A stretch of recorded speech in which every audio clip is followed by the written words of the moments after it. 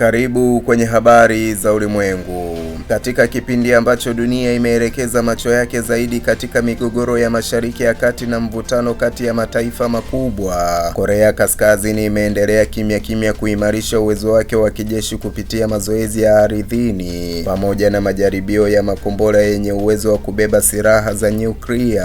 hali inayoongeza wasiwasi mkubwa wa kiusalama katika eneo la Asia Mashariki na dunia kwa ujumla. Kwa mujibu wa taarifa kutoka vyombo vikubwa vya habari vya kimataifa, majaribio hayo yamehusisha makombora ya masafa marefu yanayojulikana kama makombora ya ballistic, ambayo yana uwezo wa kufika katika maeneo mbalimbali ikiwa ni pamoja na Marekani, jambo linaloifanya nchi hiyo kuwa miongoni mwa mataifa yanayoweza kuathiri moja kwa moja usalama wa kimataifa.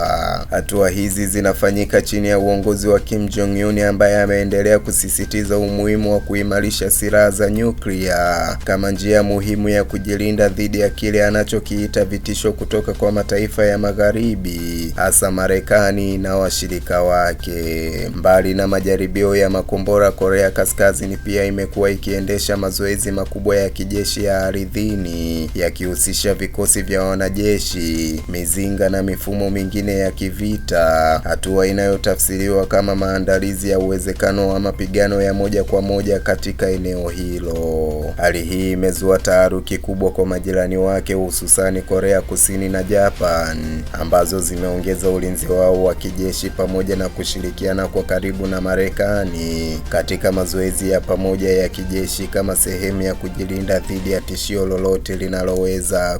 kujitokeza. Wachambuzi wa masuala ya usalama wanaeleza kuwa mkakati wa Korea Kaskazini unalenga zaidi kuonyesha nguvu na kujenga hofu ili kuzuia mashambulizi yoyote dhidi yake, lakini pia ni njia ya kuongeza nafasi yake katika majadiliano ya kimataifa kwa kutumia uwezo wake wa kijeshi kama silaha ya kisiasa.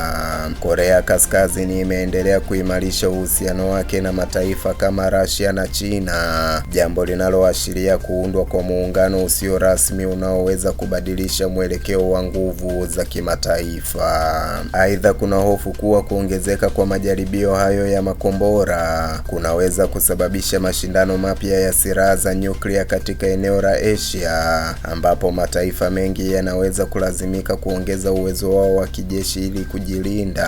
hali ambayo inaweza kuongeza hatari ya vita. Pamoja na hayo, juhudi za kidiplomasia za kupunguza mvutano huu zimekuwa zikikwama mara kwa mara, huku Kim Jong Un akionekana kutokuwa tayari kusitisha programu ya nyuklia bila kupata dhamana za usalama na manufaa ya kiuchumi kutoka kwa mataifa makubwa. Kwa sasa dunia inaendelea kufuatilia kwa karibu hatua za Korea Kaskazini, huku wengi wakihofia kuwa kuendelea kwa majaribio hayo na mazoezi ya kijeshi kunaweza kuwa kichocheo cha mgogoro mkubwa zaidi unaoweza kuhusisha mataifa mengi na kuathiri usalama wa dunia kwa kiwango kikubwa. Mimi ni Isaac Samuel na hii ni Vision TV.